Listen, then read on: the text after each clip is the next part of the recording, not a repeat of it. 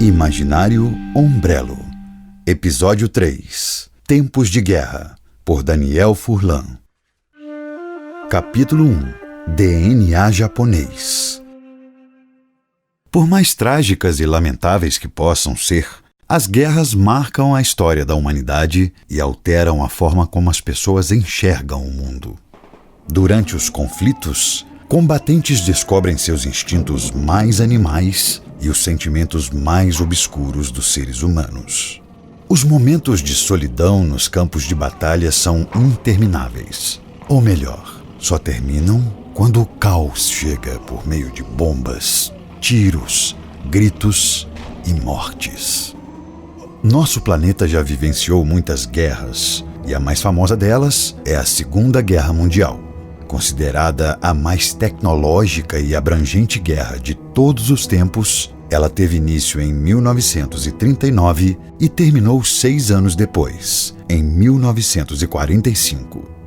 A Segunda Guerra colocou frente a frente os aliados, liderados pelos Estados Unidos, Reino Unido, União Soviética e China, e o eixo, formado por Alemanha, Itália e Japão.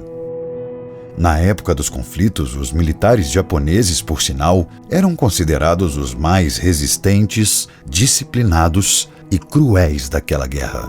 Por onde passavam, deixavam rastros de tortura, estupro, morte e resistência. Apesar dessas barbaridades e peculiaridades não serem exclusivas dos asiáticos.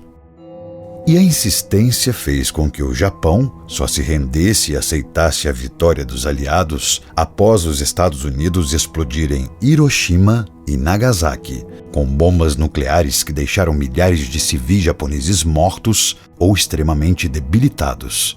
Ou seja, a guerra acabou da forma mais trágica possível para todos os japoneses. Ou melhor, para quase todos. Certos soldados do país asiático estavam batalhando longe de casa e ficaram sabendo do término da guerra apenas dias depois.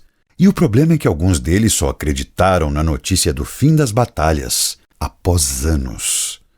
Foi o caso de Hiro Onoda. Onoda foi recrutado para o exército japonês aos 20 anos de idade e aos 22 foi enviado pelo major Yoshimi Taniguchi para uma missão da Segunda Guerra nas Filipinas. Entre outras ordens, Onoda tinha um objetivo: manter-se vivo. Pouco antes de partir, ele recebeu uma nota do major Taniguchi que dizia: pode levar 3, 5, vários anos, mas aconteça o que acontecer, nós vamos voltar até você. Onoda entendeu o recado. Capítulo 2. Exército de um homem só. Além de sobreviver, Onoda tinha como principal tarefa dificultar os ataques inimigos na ilha de Luban, fazendo tudo o que fosse preciso para cumpri-la. As recomendações do major Taniguchi incluíam assassinatos e a destruição de campos de pouso e portos.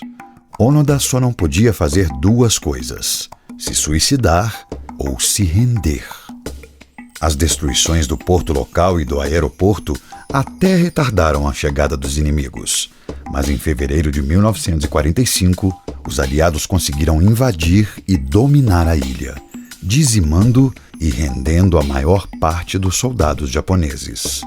A tropa de Onoda, no entanto, se embrenhou no meio da selva e conseguiu se esconder, utilizando técnicas de guerrilha ancestrais e eficientes. Ou melhor, parcialmente eficientes. Boa parte da tropa não resistiu ao caos da natureza e acabou falecendo. Restaram Onoda e outros 3 soldados do Japão. O quarteto então resolveu se instalar nas montanhas filipinas de Luban, nas condições mais precárias possíveis. Esporadicamente desciam para a civilização para observar os inimigos, inclusive assassinando alguns deles. Mas a situação não era das melhores e poderia ter melhorado se Onoda e seus companheiros escutassem os avisos que chegaram em outubro de 1945, pouco mais de um mês após a vitória dos aliados. Os 4 japoneses ouviram gritos alertando que a Segunda Guerra Mundial havia terminado, só que eles não acreditaram. Como o Japão se rendeu tão rapidamente? Eles se perguntaram sem terem a mínima ideia do que tinha acontecido em Hiroshima e Nagasaki. Como líder do grupo, Onoda orientou os soldados a não largarem a missão. Afinal, a ordem era aguardar, não se render e não se suicidar, pois o exército do Japão voltaria para buscá-los. Posteriormente, chegaram avisos sobre o fim da guerra por meio de folhetos que eram arremessados na ilha por aviões. Jornais, cartas escritas pelos familiares e fotos também foram lançados tentando convencer os japoneses da verdade. Mas Onoda afirmava que o suposto fim da Segunda Guerra era mais uma armadilha dos inimigos. Um dos 4 soldados, no entanto, resolveu se render aos filipinos, deixando apenas um trio de japoneses perdidos nas montanhas e selvas de Luban. As tentativas de aviso continuaram e eram alternadas com conflitos entre japoneses e nativos, e esses confrontos ocasionaram as mortes dos 2 últimos companheiros de Onoda. Um deles faleceu em 1954 e o outro em 1972. Sim, 1972, 27 anos após o término da guerra. Enquanto Onoda se manteve escondido, os filipinos encontraram o corpo de seu último colega, fazendo com que o Japão acreditasse que todos os soldados desaparecidos estavam mortos. Hiro Onoda estava sozinho com suas armas e ainda se manteve assim por mais 2 anos.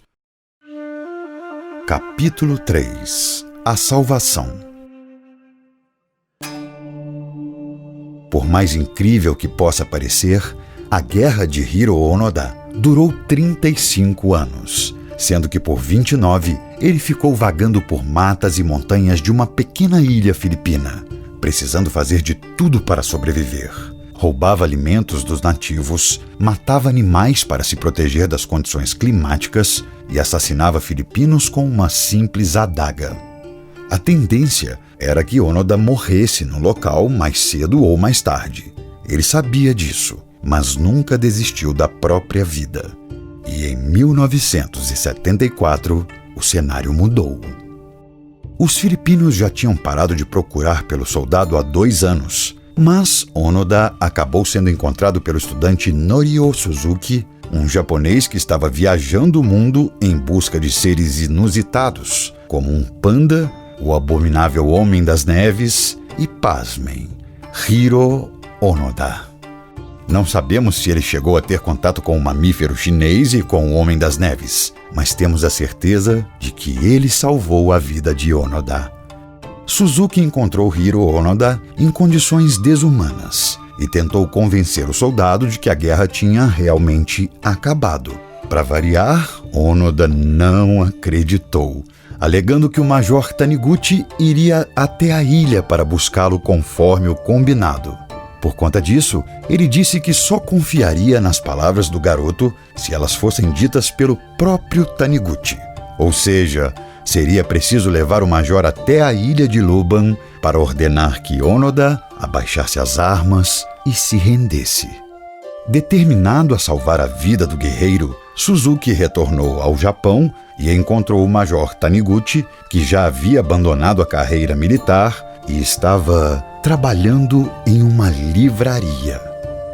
Após algumas conversas, Taniguchi topou ir até as Filipinas. Chegando em Luban, informou Onoda que a guerra realmente terminara e deu ordens para o soldado abaixar as armas e voltar para o Japão. Para completar, o presidente filipino da época perdoou o japonês e autorizou seu retorno, mesmo sabendo que ele tinha matado dezenas de cidadãos da ilha. Capítulo 4 – Pós-guerra. Hiro Onoda foi recebido como herói no Japão, mas sua primeira reação foi de lamento. O japonês ficou revoltado por ter perdido 29 anos de sua vida e só conseguiu superar essa sensação após algum tempo. Onoda ganhou o salário integral de soldado referente aos 29 anos em que ficou isolado por conta da guerra. Tudo isso como reconhecimento pelo tempo dedicado à pátria japonesa. Com o dinheiro, ele resolveu que iria se mudar do Japão. E adivinhe para onde Onoda foi? Sim, para o Brasil. Mais precisamente para o município de Terenos, no Mato Grosso do Sul, onde comprou uma chácara e passou a criar gados. Ele voltou ao Japão 9 anos depois, em 1984, para abrir uma escola voltada para o ensino de técnicas de sobrevivência. Mas até hoje em dia, existem familiares dele vivendo aqui no Brasil. O antigo soldado também retornou às Filipinas, onde fez uma doação de $10 mil para escolas, como se fizesse um pedido de desculpas à população de Luban pelos problemas causados naqueles sofridos anos em que viveu no país.